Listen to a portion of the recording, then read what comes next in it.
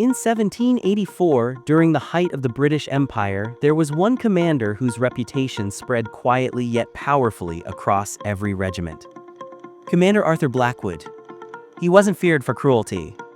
He wasn't praised for countless battles. He was respected for his brilliant mind. A cold wind swept across the valley. Commander Arthur stood alone on a ridge, staring at the mountains where an enemy force of nearly 4,000 rebels was hiding. Arthur had only 600 soldiers. Officers approached nervously. "Officer, Commander, we cannot defeat them in open battle." Arthur took a slow breath and replied calmly, "Arthur, then we won't. Tonight the mountains will fight on our side." In the darkness, Arthur studied the land.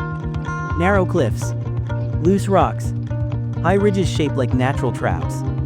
He ordered torches to be placed across the entire mountain ridge, enough to make it appear as if thousands of British troops were positioned there. Then he sent small groups of soldiers to hide behind rocks. "Arthur, no firing until I give the signal. Fear will strike first. Before we do at dawn," the rebels advanced confidently.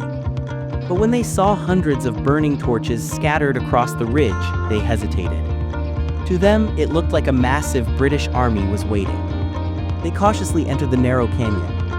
Arthur watched silently, and then raised his hand. A single gunshot echoed across the valley. Suddenly, British soldiers pushed down the loose boulders. A roaring avalanche thundered through the canyon. Rebel soldiers panicked. Some were crushed, others fled in terror. Hidden British units then stormed in from both sides, trapping the rebels. Within minutes, a force of 4,000 collapsed. Arthur lost only 12 men. As the sun rose, his officers stared at him with admiration.